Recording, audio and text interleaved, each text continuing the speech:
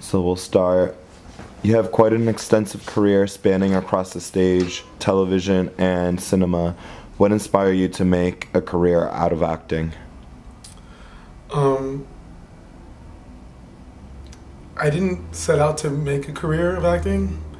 I never thought I could be an actor. I'm, from a really small town in South Texas, border town, and I didn't think people like me were allowed to make films and plays and that kind of thing. So I never really set out to be an actor career-wise, but acting was something that was addicting and that I couldn't stop doing. Even when I didn't think I could make a career out of it, I couldn't stop doing it because I love the way that you were able to connect with audiences through storytelling. I love the feeling of connecting to audiences, whether it's in a live play or in a film or even the television medium. The thing that always kept me coming back to the art form was that people would connect with the work and they would be excited by it. It would make them think. It would, and they would express that to me, and that feeling is very addictive. So I never stopped, and now it's become a career. Now it is my career, and that's my sort of my life's. Cool. It's my life's calling.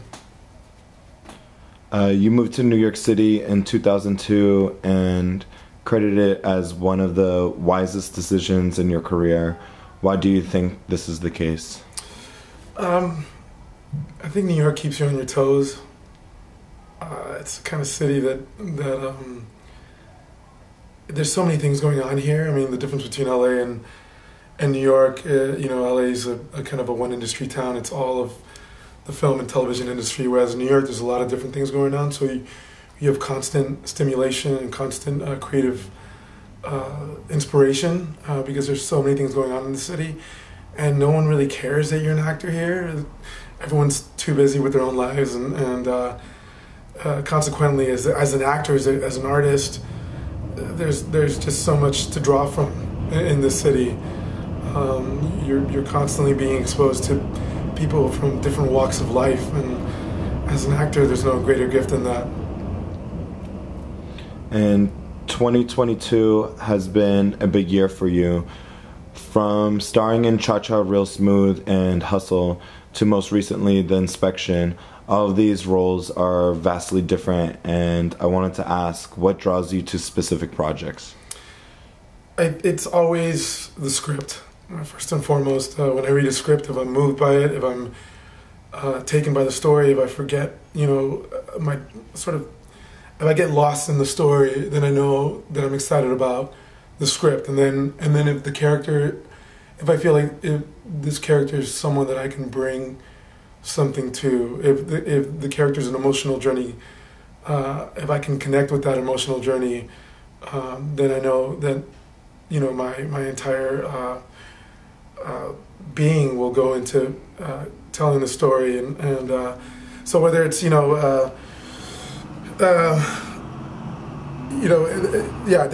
it's always it starts with the script and the character, and then ultimately with the director. If I feel the filmmaking is a collaborative medium, and if I feel like the director is someone that I want to go on that journey with, whether it's Cooper Raiff, who did Cha-Cha Real Smooth, or my friend Jeremiah Zagar, who did Hustle, or Elegance Bratton, who I'm really thrilled to have made The Inspection with. If I feel like they're going to bring an original vision, and if there's someone I'm excited about collaborating with, then that's sort of the third element of it, of taking part in a story. The Inspection is one of my favorite films of 2022. What was it like working with Elegance Bratton for his directorial debut? Yeah, so The Inspection is so personal to Elegance. It's drawn from his own life experience of being a homeless kid here in New York City, kind of kicked out of his home, and being homeless for 10 years, and then seeing no way out, and enlisting in the Marines as a way to kind of look for some structure and some meaning in his life. the inspection sort of focuses on the boot camp experience that Elegance went through, but because the story is so deeply personal to him, he brought so much of himself to it, and that was such a great gift for us as a cast, because he was the ultimate expert in this story. I mean, there's no greater expert. It's so drawn from his own personal experience, and it's so deeply personal that if I was ever lost, or if I found myself needing guidance, Elegance was so wonderful, and he was so vulnerable in the process. He was not afraid to be vulnerable, and I think that because of that, it made the entire cast sort of check their egos at the door and commit to telling the story. And I think that's when the best art is made, the best storytelling is made, because it's a collaborative process, but we ultimately have to serve the story. And I think we, as a cast, had that great gift of having Elegance there. The film deals with some incredibly heavy material. What was your biggest challenge, and how were you able to overcome it?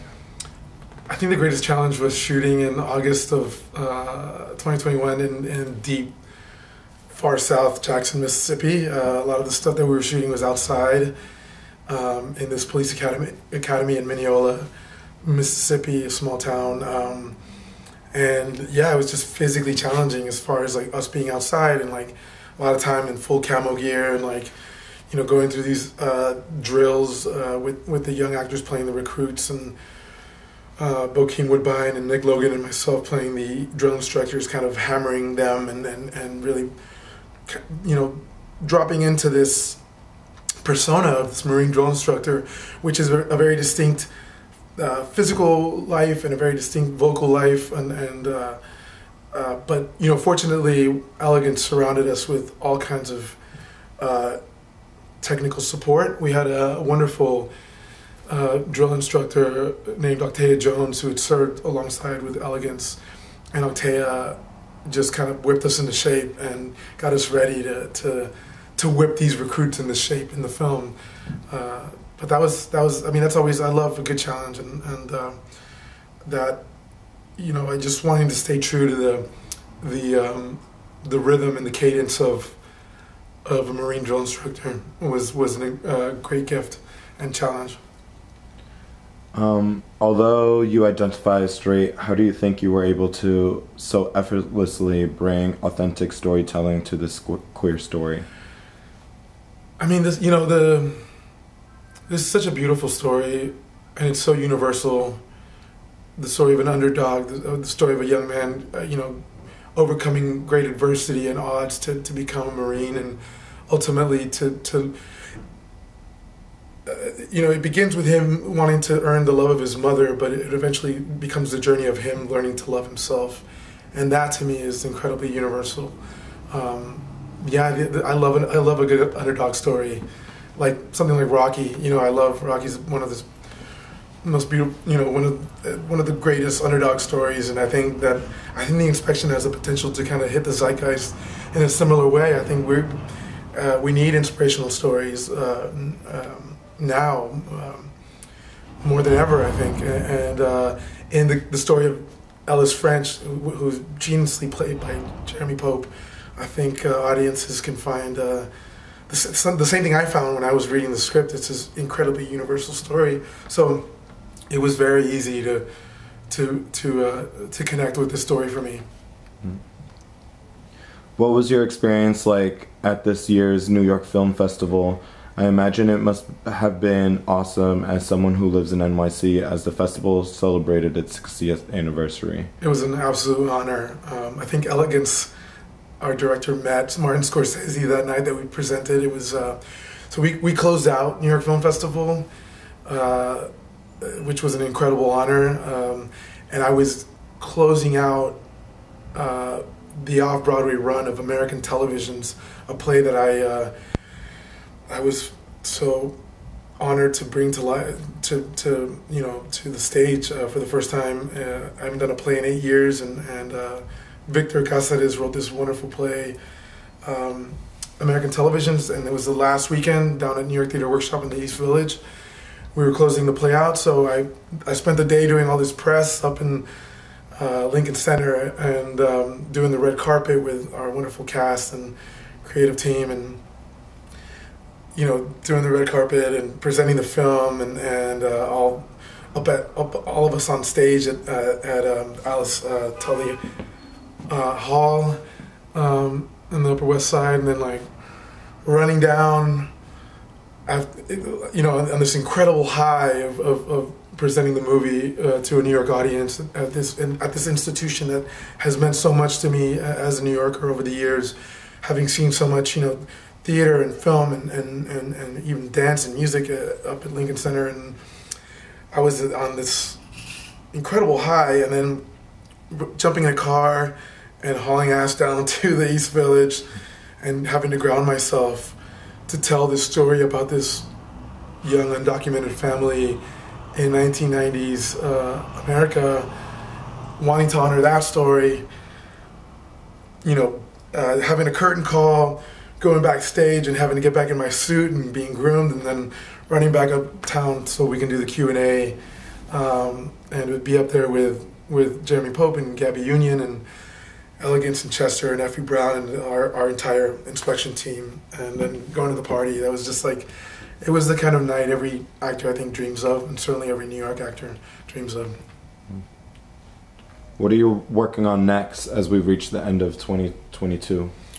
So I'm really excited to be presenting the film Cassandra, that was written and directed by also a documentarian named Roger Ross Williams,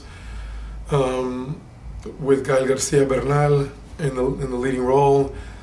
I don't know where we're debuting at this point, but we shot that in Mexico City last summer, and it's a story that's really near and dear to my heart. It takes place in El Paso, Juarez, on the border.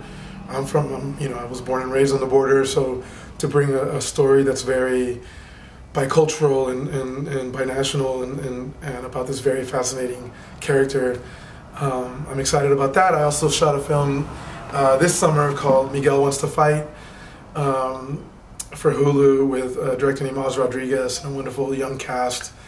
That's a really hilarious...